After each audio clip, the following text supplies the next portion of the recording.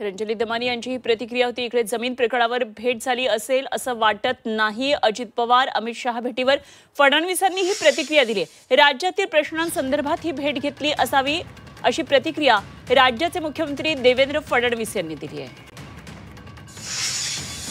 अजित पवार यांनी अमित शहांची भेट घेतली, पवार प्रकरणावर काही चर्चा होऊ शकते? मला वाटत नाही। मला असं वाटतं की राज्यातल्या काही मुद्द्यांवर त्यांनी ती भेट घेतलेली आहे।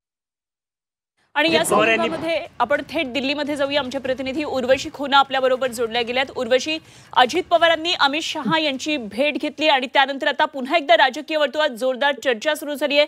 पुण्यातलं जमीन गैरव्यवहार प्रकरण हे झी 24 तासनं उघडकीस आणलं होतं। अजित पवारांचा मुलगा पार्थ पवार, त्यामुळे आता अडचणीत आल्यामुळे अजित पवारांची धावाधाव सुरू झालेली आहे। अनेक राजकारण्यांच्या यावर प्रतिक्रिया आल्यात।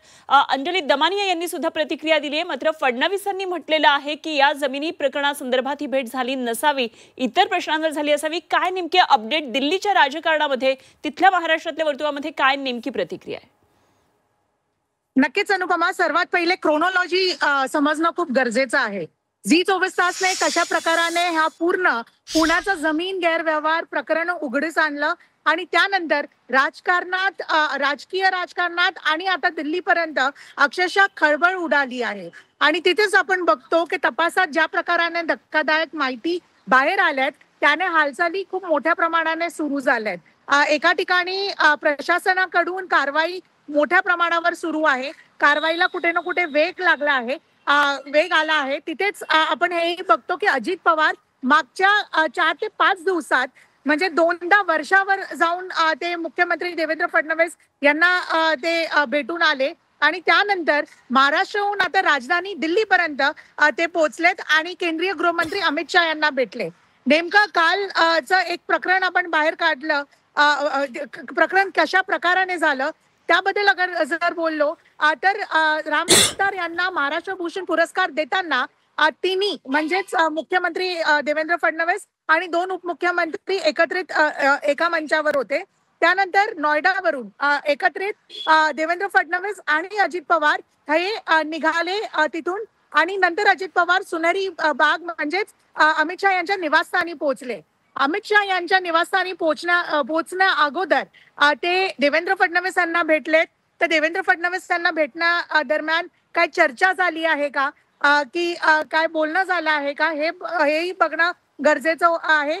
तसंच नंतर अमित शहांना भेटण्याच्या दरम्यान बिहार निवडणुकीमध्ये ज्या प्रकाराने एक विजय एनडीएला मिळाला आहे, तर त्याचं कुठे ना कुठे अभिनंदन करण्यासाठी अजित पवार तर पोहोचलेच होते। मात्र राजकीय वेगळ्या राज्याचे जे मुद्दे आहेत, राजकीय काही मुद्दे आहेत त्यावरती ही चर्चा झाली आहे हेही समजून येत आहे। आणि नक्कीच आता राज्याच्या लेवलवर पण मोठी घटना म्हणा किंवा राजकीय लेवलवर मोठी घटना म्हणा, ते म्हणजे हे पुण्याचा प्रकरण जो आहे, जमीन गैरव्यवहार प्रकरण जो झी 24 तासने उघडीस केला आहे आणि म्हणूनच इतकी खळबळ जी आहे दिसून येते ग्राउंडवर। आणि अजित पवार पण कुठे ना कुठे ते घाबरले आहेत का हेही समजून येत आहे आणि म्हणूनच अमित शहांना त्यांनी भेट दिली आणि तेव्हा भेट देताना त्यांनी याच्याबद्दल पण बोलणं केलंय, कारण की शेवटी त्यांच्या पुत्राचा म्हणजे त्यांच्या मुलाचा हा प्रकरण आहे, पार्थ पवार ला घेऊन हे पूर्ण प्रकरण आहे। म्हणून अजित पवार अडचणीत पण आहेत